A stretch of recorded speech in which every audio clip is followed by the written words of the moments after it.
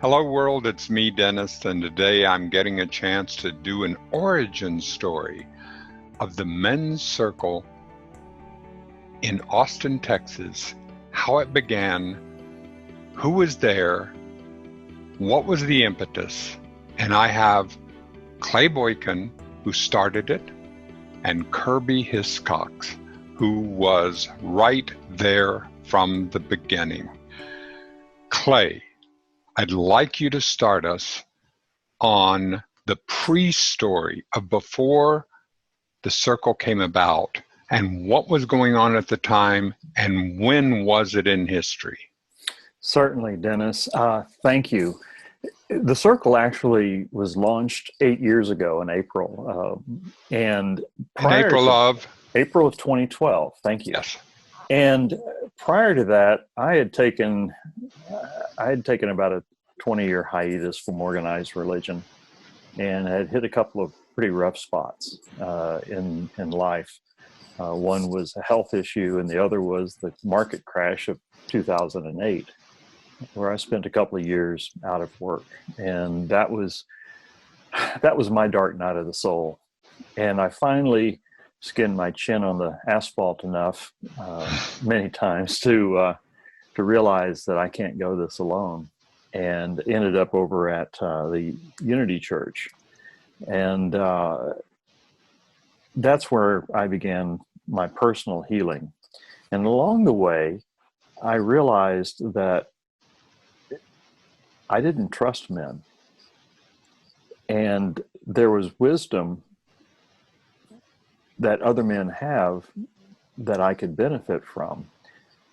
And I realized that if I could benefit from them, perhaps they could benefit from me. But without trust in other men, I couldn't show up.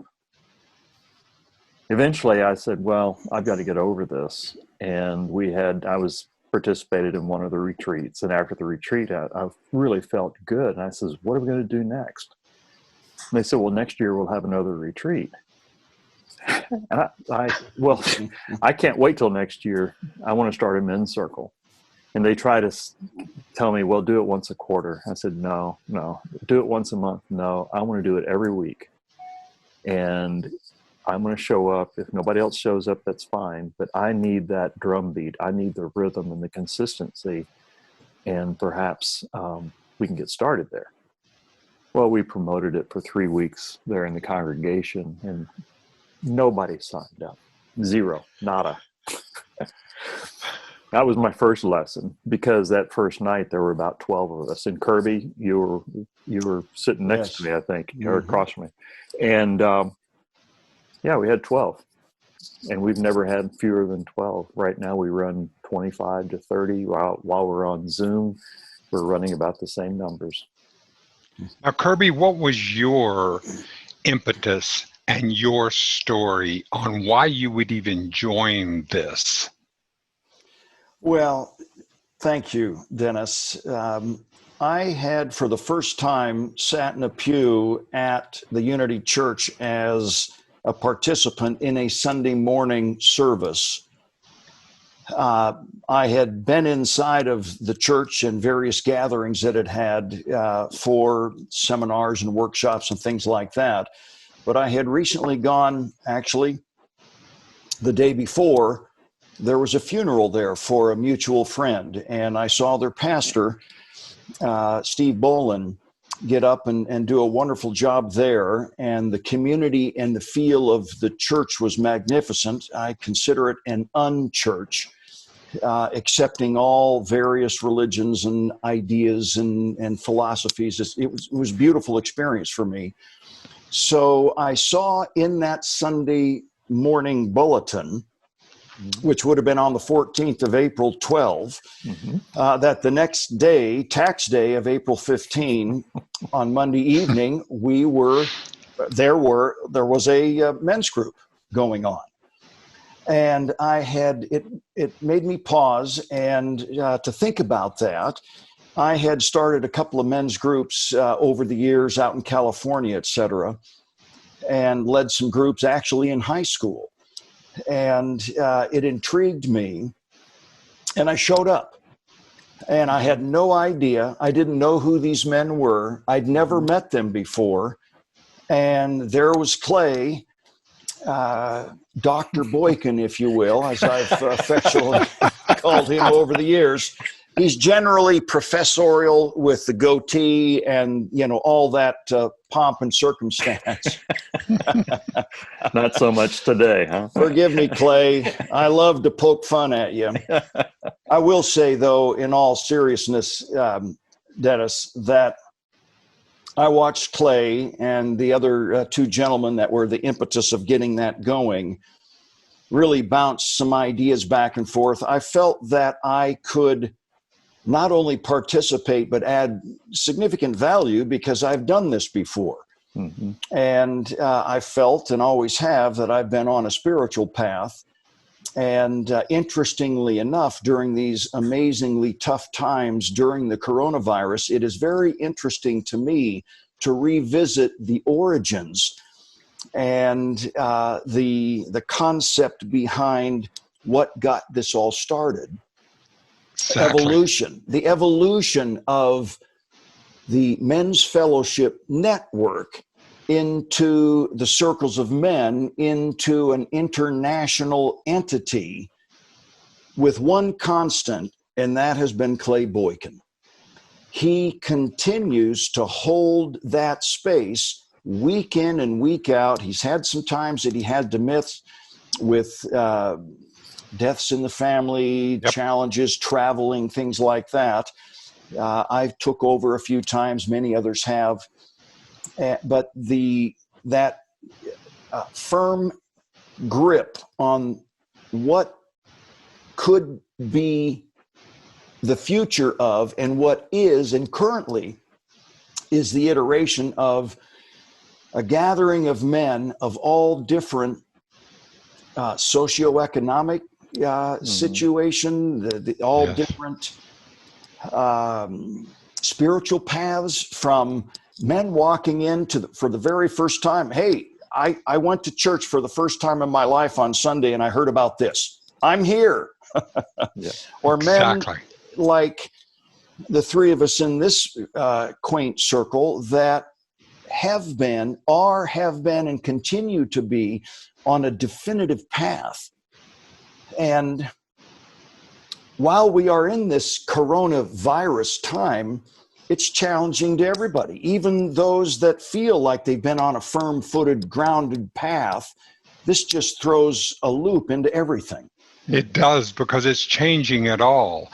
It's and completely. And Clay, before that first night, you had looked at the men's movement, the Robert Bly, the all of the Joseph Campbell and the work. And how were you going to differentiate? What were you going to? What were you looking for? And of course, none of us know how it's going to be at that first time, but what was going through your mind? Well, thanks, Dennis. I had a sense that I needed to come at this differently. There's half a dozen different models of men's groups, and there are hybrids all over the place. But what I sensed, at least for me, was I'm not a joiner, in a sense of I want to go join a men's group. Exactly. And, the connotation there doesn't sit well with me. And so we did, I thought, well, Carl Jung and the Jungian model and the Robert Bly and the Million Man March and the traditional. And, what we did was, what fit for me was more of an integrative reflective or a contemplative circle where, we didn't call it a group, actually. We called it the Men's Fellowship Network. And we had, for me, I wanted to go to a gathering. I didn't want to go to a meeting, because meetings meant business. Someone's right, someone's wrong, decisions are made. And, I didn't want that in there. And so we decided that we'd have gatherings, and we'd have topics of conversation and not topics of discussion. To me, when I'm discussing something, somebody's right, somebody's wrong again, and it's your idea versus my idea versus a conversation which is more inclusive. as well. And this is what I needed. I needed to be able to speak in an environment where I wasn't going to be judged. I just wanted to be heard. I wanted to be able to connect my head and heart, and then learn how to connect my heart to my mouth and speak from the heart in a circle of men. And that was pretty unnerving for me in the beginning, to be with an intention of being authentic, being vulnerable, standing in my truth with an open heart. Exposed. Exposed in a circle of people I don't trust. Did you, Kirby, also have trust issues with men? I know I certainly did over the course of mine. I really had the strong with that. What was your story, your impetus, because you had been involved with men's gatherings and had some of this along your journey? Well, I didn't necessarily have trust issues with men. I had trust issues with women. I had some challenges with men in the business world, men going back on their word, men being dishonest, taking deals from me in the commercial real estate business, taking sales deals away from me in a sales environment, that type of such. But with respect to the men, I was fortunate at that point to have created a group of men out in Southern California. We had gotten together on the beach and had fires and gathered together. It was a much smaller group, 5, 6, 8 men. And I worked with 3 or 4 of them. And I developed that trust, and we developed a trust amongst us, and it was small. And I learned what it was like to trust in the men, and more importantly, to listen to what they had to say about themselves and also about me. If I may share one specific instance, I was going back home to Des Moines, Iowa for the first time in several years. Challenges with my very religious parents that wouldn't let go, and felt like I was, not going to make it to their heaven. And I finally had to back off and say enough is enough. If you can't stop giving me your input on your religion, I don't give it to you. Please don't give it to me. And they wouldn't stop. They couldn't stop. So there was a period of about 3 years that I didn't go back to my home. And I was nervous about going back. And one of the things that I said to the group of men, which will expose a level of vulnerability to me even as I speak this, but then more importantly, because I've grown beyond this, but it was the help of a specific man. Clint was his name.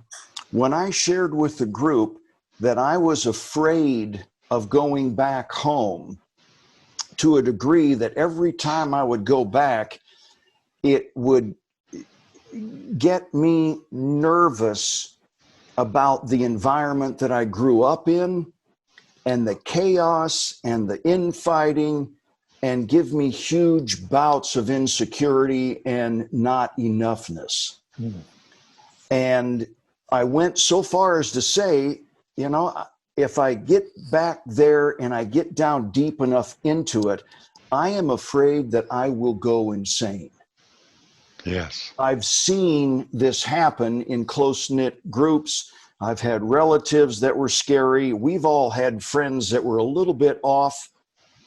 And thank goodness we've had men come into the men's group that collectively we all knew that there's just something wrong there. How can we help? And when I mentioned that specifically, that I was concerned that my old self of worrying as a teenager and a young 20-something, I was in my mid-30s by then, that I could get too close to that craziness. And Clint spoke up and said, "Oh, man, Kirby, no way. You're the most stable guy I know. That's never going to happen." And I'm telling you, that hit me like a lightning bolt. That, I can feel the goosebumps right now speaking it. It affirmed that I had risen above what I grew up in and projected not just an air, but a reality of confidence, self-confidence, togetherness. And it was apparent and evident in this group. It took another man to show you that. To me, Yes. Clay, that's amazing. And Clay, let me ask you then these first few months that you began to see this, what did you begin to watch it evolve as the first few months of the Circle of Men went on? Well, for one thing, I didn't try and think too far out. You know, some of the guys were saying, well, why don't you put together a plan for the next, 3 months? What topics are you going to do for the next 3 months? And I said, well, I don't know where we're going to end up this Monday night. So how can I plan next Monday night? And so one of the things that we landed on in the very beginning was that this needed to evolve and grow organically, that it needed to have very little structure to it. Again, the same reason we don't have meetings, we have gatherings. Everything you think about, everything you think about of a meeting and men getting together, and throw all that out the window. To make sure it's a safe space for men to come into, so that I don't feel like when I put something out there that somebody's going to try and fix me or say, oh, I know exactly how you feel. Let me tell you about my story, and leave me in the dust. But we began to learn how to, what we call, hold space for one another. And not fix people. That's exactly right. Thank you, Kirby. And so you watch yourself begin, and watch from the inside out, begin to both heal and grow as you continue to be there in the men's circle. I mean, that's one, when I talk with people, and I do human beings, talking to human beings about the human experience, I'm deeply interested in how do we grow as consciousness? How do we grow as a human being? We happen to have those XX chromosomes that we have. So how do we grow through this? How do you know that you're growing? Can you talk a little bit about how you knew you were growing in those first few months and time that made you keep coming back? Thank you, Dennis. Yes, specifically, and I smile because the beauty of that initial men's circle was the individuals, like I mentioned earlier, that had come to the circle and the church for the first time. This was day one of their spiritual journey. And then you had men that had been on a spiritual path their entire life. Yeah. And everywhere in between. And to listen to those that are beginning their spiritual path or have been on it for a while, I was pleased, like Clint had affirmed me in the men's group 20 years prior, 30 years prior, actually, that it was nice to know that the energy and the focus and the work that I put in had come to fruition. Yeah. When some of the men started speaking about their spiritual journey and what they had gone through and how they've overcome certain things, then you start realizing this is a group of men that care not only about themselves and the others around them, but we've all come to sit in a circle like has been going on for the millennia to protect our own and grow the spiritual nature of who we are. That is the quintessential reason that kept me coming back. Yes. To learning, no matter where I was along my path, where they were, where he was, whatever, that we each were allowed to pass the peace pipe, if you will, Yes. say our piece and move on, and know that we aren't going to be judged. Yeah. Judgment is not a part of this. That's the richness of it. Is Oh, Clay, that please go on from there. And also to talk about you're trusting the process. Yeah. Well, to have such a mix, like Kirby was saying, from all walks of life, all backgrounds, wherever they are in their journey, to have a space for us all to come together and sit in a circle, really as equals, and learning from one another.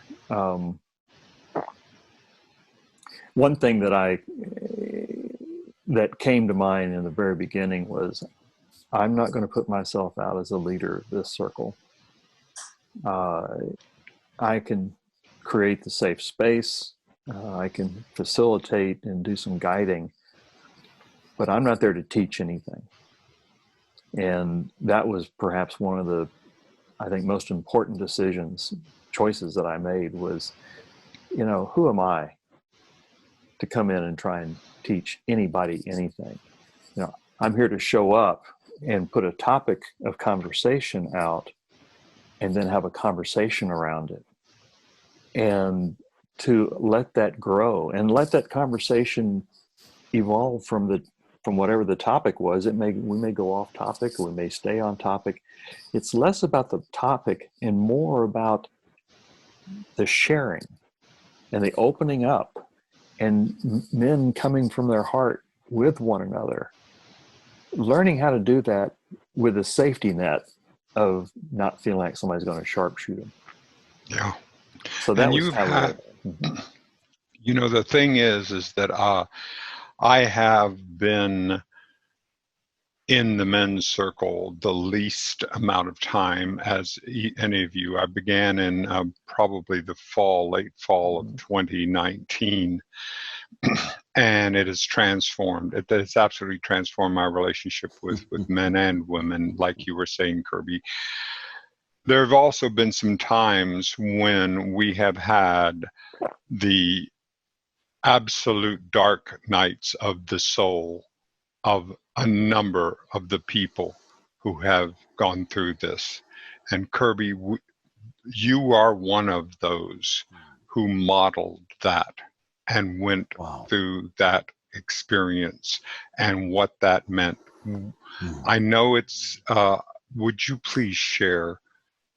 Wow. Yes. It gives me pause. Yeah. I lost a son in the midst of just after the first year of the men's group. This was May of 13. So the men's group had been 1 year old.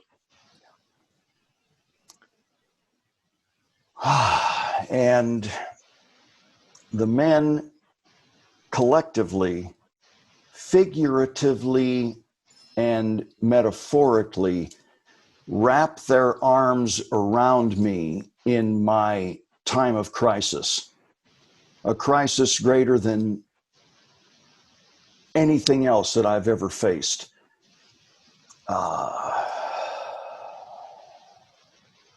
Standing at the edge of the abyss,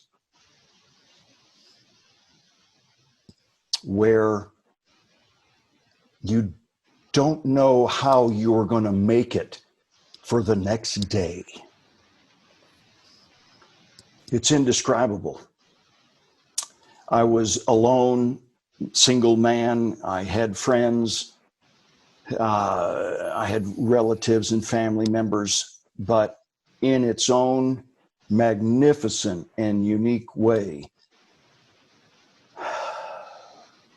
Well, I'll say it in a sense of one of the men said in the group months later after that, something to the effect of, Kirby, you modeled what it is to go through grief. Thank you for that. Mm-hmm. And once again, I was affirmed that without this men's group, I would not have the privilege of knowing how far I have come.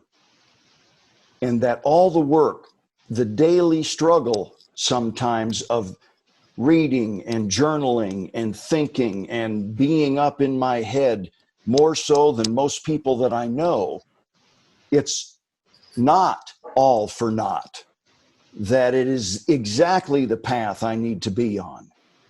And that, I think, is one of the most critical gifts that the Circle of Men offer, is a constant and weekly affirmation of, you are on the right path. We're here to support you. That is the power. And I have never found anything as powerful as that, consistently, weekly, and continuously in all the searching that I've ever done. And I want to say thank you, Clay Boykin, because you stayed on and you held space. And yes, you let it kind of seek out its own natural rhythm. And you literally fought the leadership of the group. We had to corral you and cajole you and say, you are the leader. Yeah. Not by choice, but by osmosis, through an evolution of the group. We wanted you to continue, and you graciously have for 8 years. Amazing. Clay, thank you. Would you talk about the experience from the outside, from in the group, but watching and being part of this with Kirby and the rest of the group, and how you saw it during that time? Boy, I'll never forget that day, because Kirby called me I was on the golf course, and he said, oh my God, this has happened. And I dropped everything and rushed and met Kirby at the hospital. And it was just a tragic situation. And my place was there, without question. And we sat together through a good portion of the night. You know, I ran out. The wee hours of the morning. Thank you very much. Yeah. And it was an odyssey that began to unfold as we witnessed Kirby going through this, the various stages of this loss. And it was an educational thing looking back at it. At the time, it was, I don't know why, but I have to be here.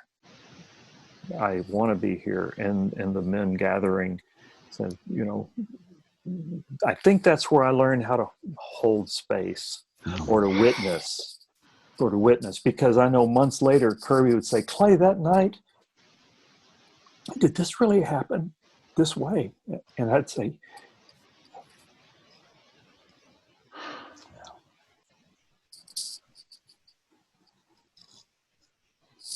and I said, yes, it did.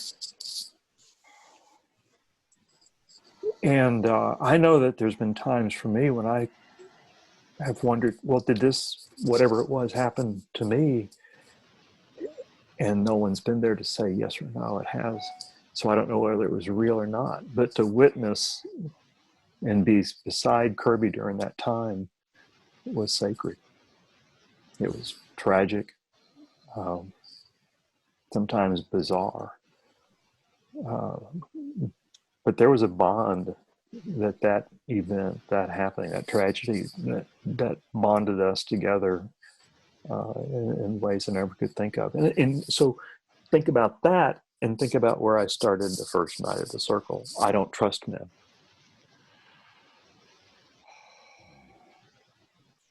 Yeah. What an evolution. And then to see that happen over the course of weeks and months as Kirby, you were going through the stages of grief and going through that, and you came back again and had the space held for you as an equal. Mm-hmm. Yes, thank you.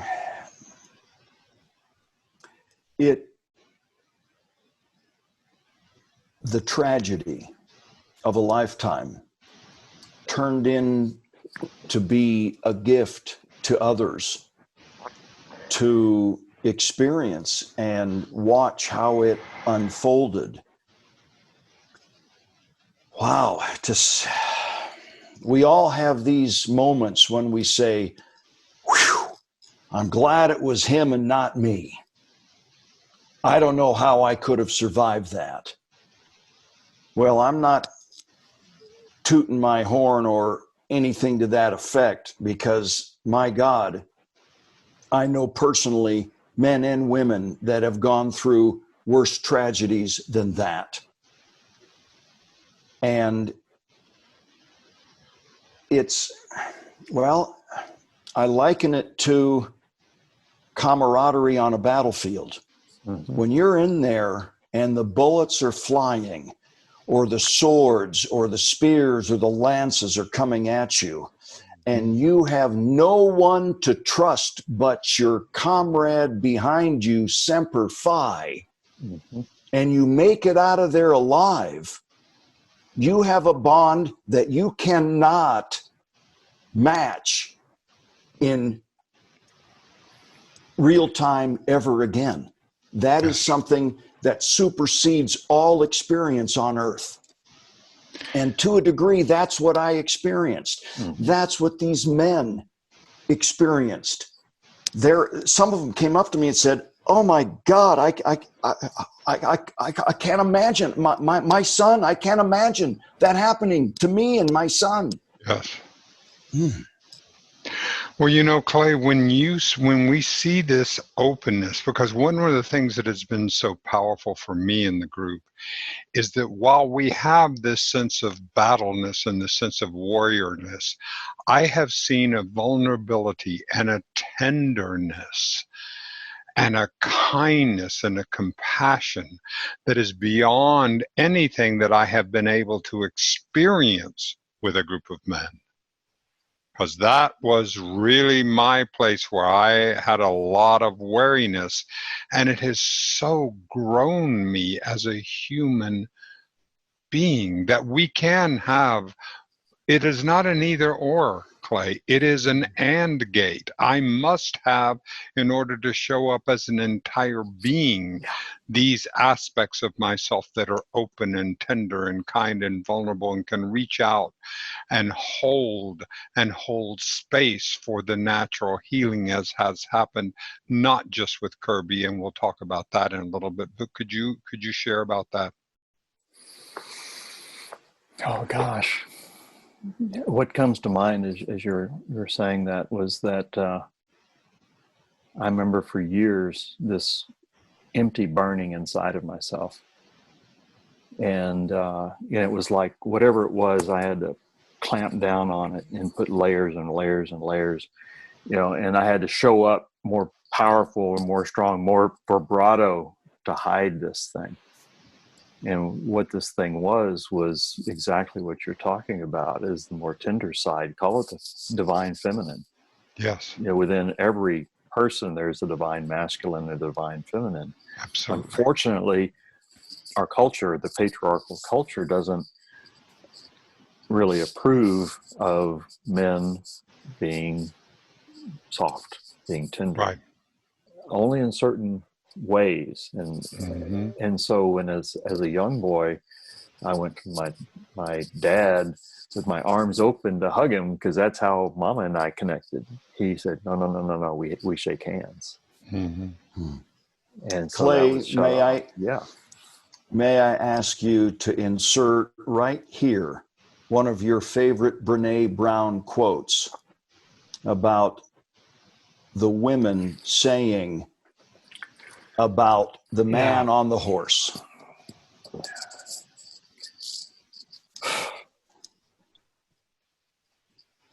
Yeah, Brene had I had just completed giving a talk, and about what she'd been studying, and at the time her studies were about women, and this man came up to her afterwards, and he made note of that. He said, "So, Dr. Bryan, you're just studying women, is that correct?" And she said, "Well, yes, it is." He said, "Well, now that's convenient. You see, my wife would rather see me die on top of my white horse than to fall off." And so when I heard that, I said, "Well, yeah, that's so true. Where do I go to open this up in a safe place? You know, I need somebody. I need another guy who's been a guy like I'm a guy to connect with me. But we've got that screen up between us." Yes. And what Kirby's talking about the special relationships that are formed, and how we all grow up to integrate that, the divine masculine and the divine feminine, so we can really truly be a compassionate male. So Clay, how has the circle grown over these past 8 years? You've had hundreds of people who have attended, where it's beginning to expand in other areas. It's having a global initiative, and that we're working. So can you bring us a little Sure. up to date on that? Yeah. So there were 12 of us that first night. Fast forward, we've got about 150 guys in the Austin area that filter in and filter out. And that's another thing about how we come together, is some guys will say, "Well, I need to make a commitment to show up." And I said, no. Don't set yourself up for failure, because we're all busy. Set an intention. Set an intention to be there. And when the time is right, you'll be there. And when you come in, nobody's going to say, "Hey, where you been, Clay?" They're going to say, "Hey, it's great to see you." Mm-hmm. That's how we are. So we've got about 150 guys that are floating in. Some guys come religiously once a year, Christmas and Easter. Yeah, there you go. Right. And it's grown, and I've got about 700 now. Now they're all over the world, and we stay connected. I send a weekly email out. But we've started circles up in Kansas. We've got one going in Florida. We've got 2 circles in Austin. And then last year, I had the privilege of working with some men in Kenya and opening a circle there. And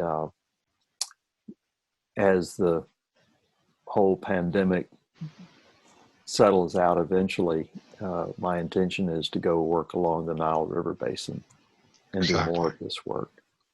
So, and I point out one thing, we've got a website.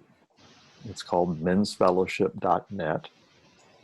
And an interesting point, and I watch this with Google Analytics, right? Invariably, every month, within a couple of percentage points, half of the visitors to that website are women. Mm-hmm. And I was given a talk one time, and I pointed that out. And I put out there, well, they're probably looking for a resource for their man. And the woman sitting next to me, she said, "Well, Clay, let me tell you why I visit your website. I'm a man in a woman's body. Where do I go to figure that out?" Yeah.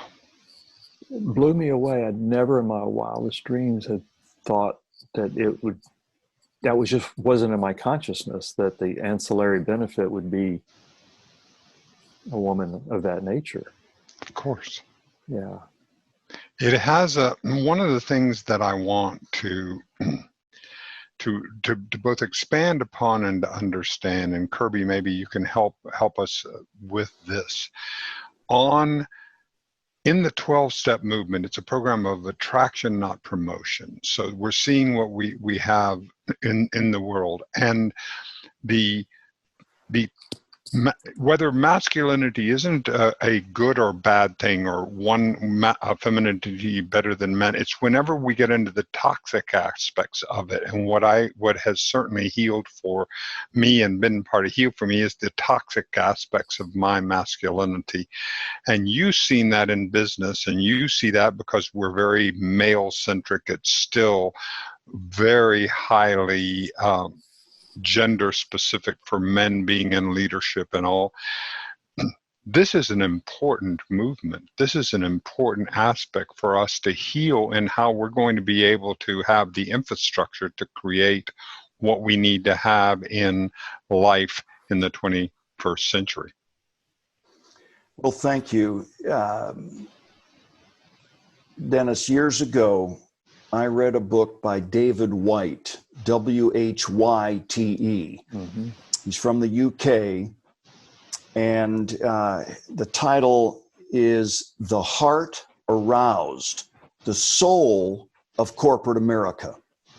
That was the first that I had read, and a harbinger for corporations becoming nowadays more green, more employee-centric, more compassionate.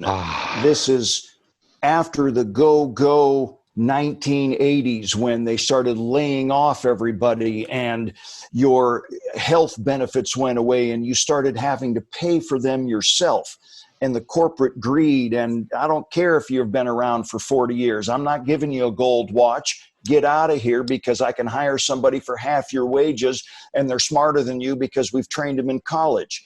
Right. This insensitivity of corporate America had a new spin for me. What if?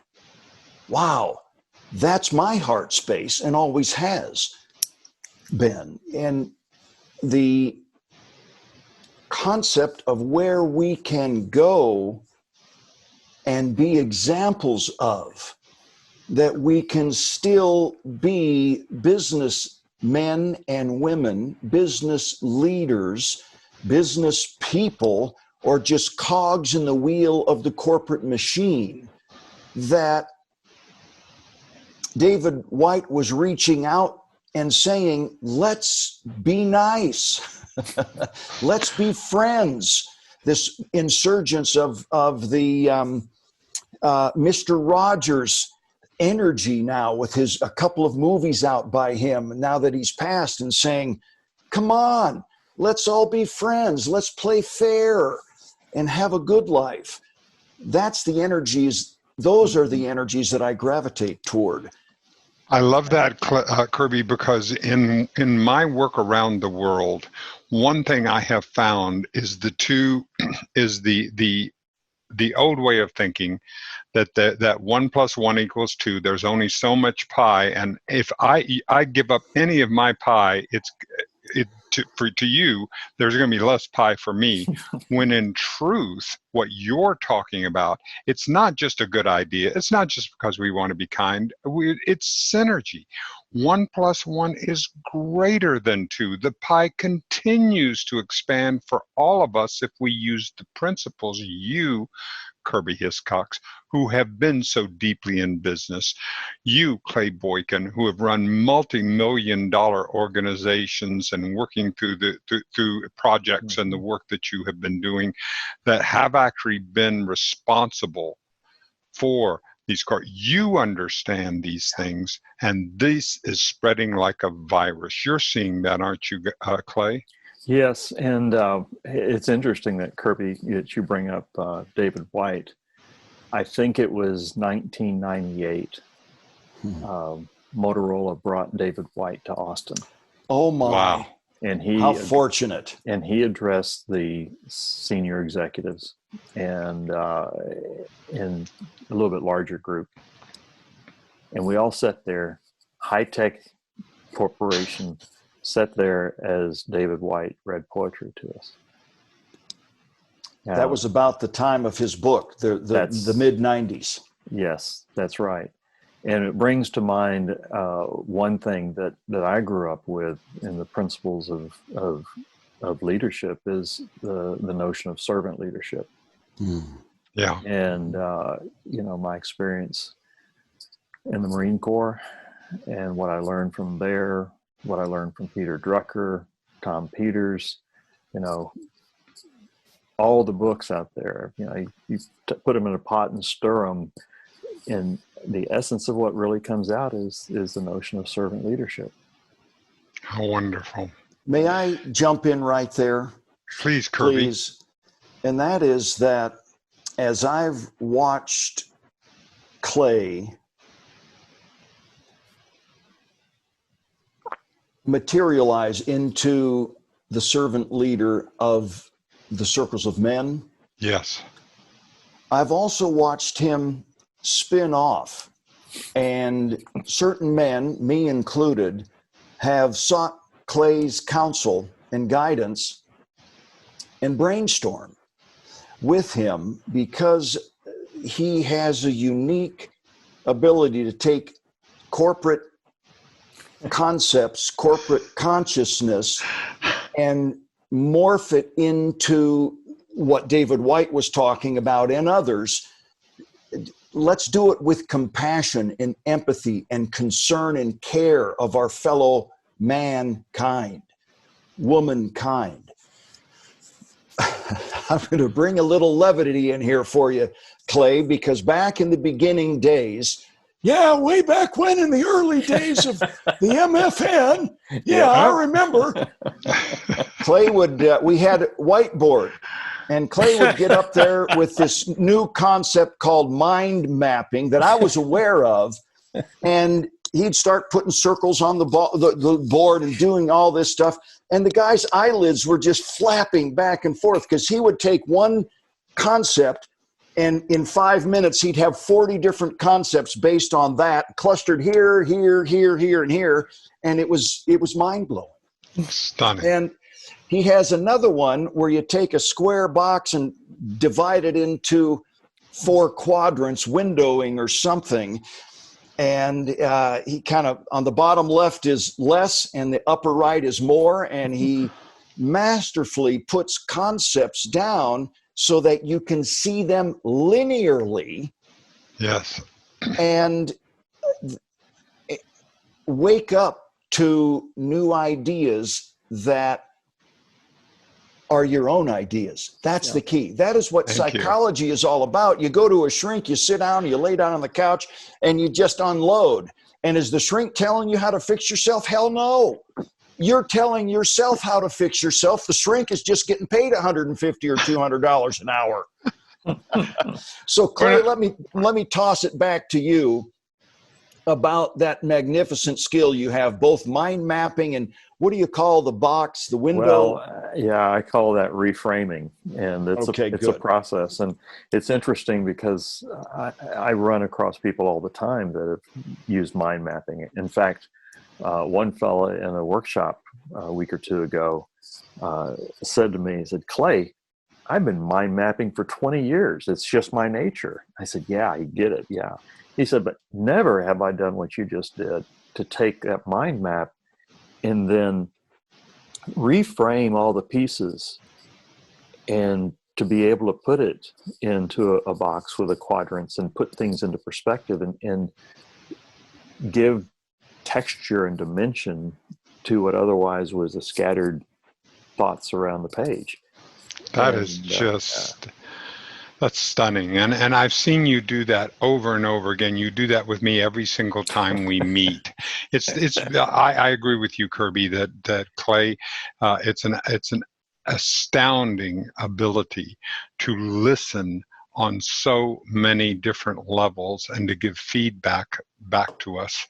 And which moves me into this last part that I want to go, because you're into the next evolution of this initiative, which I see as layers as the circle expands into the search for the new compassionate male. Yeah. Could you talk about that? Yes, thanks. 2019, in the fall of 2018, I'd come to a place where I said, my heart is in this men's work. And so I left the professional world. and took a big leap of faith, and immediately the world started opening up. This whole idea of once one is committed, then providence moves too, is not a metaphor. Things happened during that year, and I was exposed. I was at the Parliament of the World's Religions. I went and worked with the Gender Equity and Reconciliation Organization people. I was invited to Africa, to Kenya, as I mentioned earlier. I had 35 engagements. And Clay, you sat with something at the United Nations. Yes, and we did a gender equity and reconciliation workshop for a group at the United Nations. Thank you. And the one thing that I brought from last year, if I were just to boil it down, is that there is a sense that I was talking about earlier of this holding this energy down in us. I see men all over the world who, given the opportunity in a safe space, are begging to open that up. Yes. Thank you. And in the heart of that is compassion. And so I really, truly believe that at this time, and especially right now, the pandemic, this whole world change, that what's happening right now is the emergence of the new compassionate male. Yes. And the new compassionate male is going to be the new archetype. It's emerging as the new archetype. Not to negate the other ones, not, the king, warrior, magician, lovers. Those are there. No. But the new compassionate male overarches and gives everyone can point to that and say, yes, that's it. Well, what's the basis of compassion? The golden rule. The golden rule that's found in all the religious traditions of the world. They say it differently, but it's there. So it's kind of a return to what we really knew in the first place. But it's manifesting as the new compassionate male. And I love how you say that, Clay, because Kirby, I think I've had the same experience you have. As I talk to clients all around the world, or have conversations with people all around the world, and especially with women, when I say, I'm in a group and that Clay Boykin is doing, and he is leading an initiative called In Search of the New Compassionate Male. And to a person, yes. Especially the women, they go, thank you. Mm-hmm. This is so needed, and it has to come from us. This is not something that can be overcome. Because we are in this position, we're the ones that are going to have to open up to us. It cannot be brought to us from the outside. We have to be the ones to open up to it from the inside. I remember that metaphor of the prison cell, and for years that you pushing on that lock and that prison cell, and it never opens, and all I ever had to do was pull on it, and the instant that I pulled on it, the door opened. It was never locked. Mm-hmm. Mm-hmm. Thank you, gentlemen. Thank you for this time, both of you. Kirby Hiscox, I admire you so much for the work that you have done on yourself, and the work that you have done through business, through taking the work throughout, with all the work that you've done. And Clay, how you've changed my life and everything that you have done and everything that you're going to do.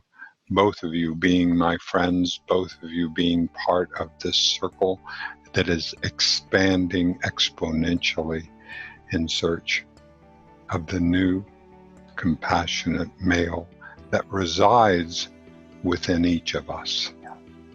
Mm-hmm. Thanks. You, Kirby. Thank you both. Thank you, Clay. Thanks, Dennis. Thanks, This Kirby. is Dennis Tardan, and we will see you next time.